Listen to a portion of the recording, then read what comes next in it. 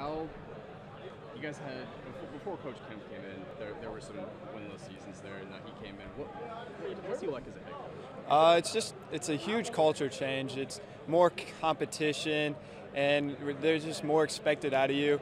Like, you're expected to go to weights, you're expected to be at practices, and it's just a lot more work ethic into it. Okay. And on the offensive side, what's it? I guess playing two ways. What's it like?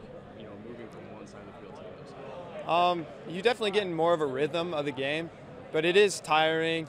I mean, you got to be in shape and in top conditioning, but I think you get a better rhythm into the game.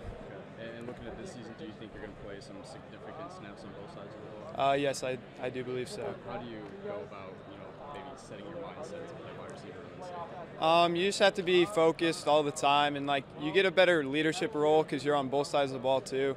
So you just got to stay sharp mentally. Okay. And you guys have some youth on your team, kind of a young team there. Yeah. How's that kind of play to your advantage? We have a lot more competition at different spots. There's a couple guys competing for every spot, so level of practice is just faster and more competition going on. Okay. And what are some personal goals you have for yourself? Personal goals, I just want to work hard and just get better and help my team as best as I can. All right. So you play with Colin then? Yeah. Same name as Colin. Mm-hmm. What's it like? You guys are you've both been playing for a little while, but you have some youth on the team. Mm-hmm. What's it like? Having to lead those guys? It's not too hard because they know their role and they know that if we stick together, we'll win a lot of games or compete in a lot of games. Okay. And what do you see the strengths of your team being this year?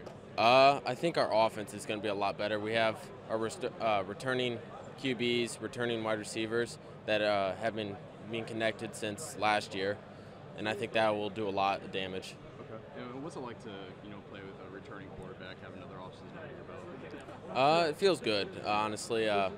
Having him return, especially both of them, because they both learned a lot, it'll just be a lot easier for him and a lot easier for us. And on the defensive side, what are your expectations for the defense? I think that we'll be a little bit better, but I think that we should stop them more, and let them score less, honestly, than last year, because they scored a lot on us, but we won't let them score. How do you go about stopping scores? Just being defensively sound and making sure we're doing our job. And Coach Kempf is a really strong defensive coach. Yeah. Has he helped a lot with that? Yes, a lot. We actually got a new defensive coordinator who's helping us a lot. We're learning a lot from him. He's teaching us a lot too. Okay. And when you got to DeKalb, there were some winless seasons there before you started. How have you really kind of turned the tide there? It just wasn't me. It was a community effort. I mean, when you go to kind of like in a Kennelville or Angola or Garrett, you have that sense of community, and that community has to back the athletic programs, and that really, the community, really backed when they hired me, and they brought in, we have a new administration across the board. That's all still together right now, which is huge. We really pushed, athletics to be important again at DeKalb, even though they've always been important, but there was a focus again to really promote true holistic development, and we're starting to see the returns on that emotional and fiscal investment. Okay. Are you starting to kind of fall into more of a comfort zone there when Oh no, man, we haven't earned anything. We won 5 games a couple years ago, but we haven't, like I said, we haven't earned anything, and we have to continue to drive to become successful again. And obviously, the history of DeKalb doesn't matter a lot to these kids, but does a lot to the community members. And we got to push to kind of bring back that sense of pride that we once had for so long. Okay. And how do you get those win totals up? Specifically this season. Winning is a byproduct of the culture that you build. And we have worked very, very, very hard to improve our culture. And obviously that culture has taken some lumps, but I'm very proud of our young men and how they continue to strive to continue to build our brotherhood. The community support, again, has been huge to provide things to our young men that they haven't had. Just small things, like we do the senior trip, 3 days, 2 nights canoeing up in northern Michigan. We do, just a lot of events together, tailgating events for the community members to come out to, car shows, Corvette show. Just a lot of the little things that make those experiences special, not just for the football players with like fancy paint helmet colors, pants, the third jersey. Like those are the items and things that the kids will remember and have fun with. That, and we're at a point now as a program where we have everything we need plus some. So now we're beginning to reap the benefits of having, great support to give these kids a special experience. Okay. And the youth on your team, it seems like it really gives you an advantage in the conference.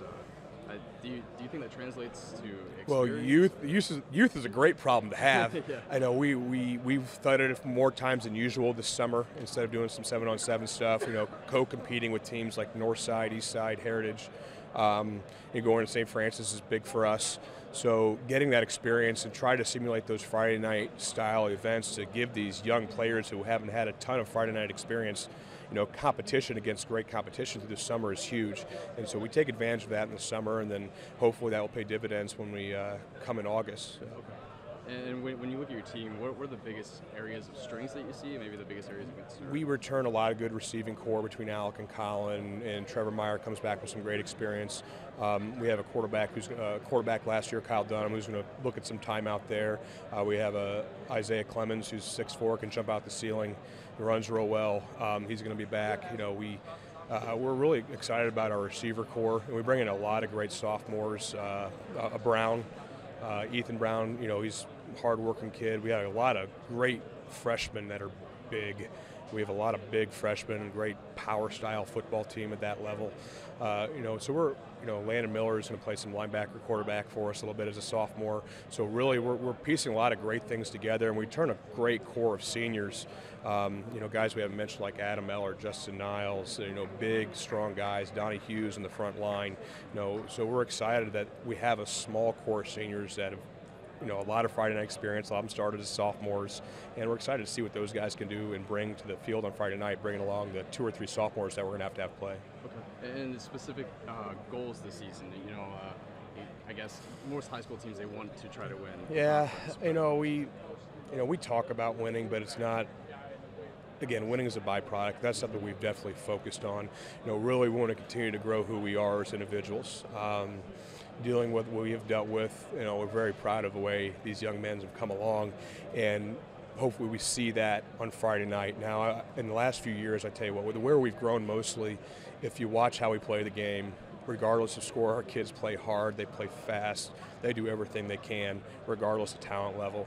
And this year, you're going to start to see a little bit more of our talent level. We've had great individual players, but we haven't been able to package multiple classes together, haven't been able to package large numbers of hugely talented kids, and we're starting to develop that, especially at the freshman through junior levels, and we have that great small number of seniors that are hugely talented. So we're hoping that talent finally comes together through that hard work and comes to fruition on a Friday night.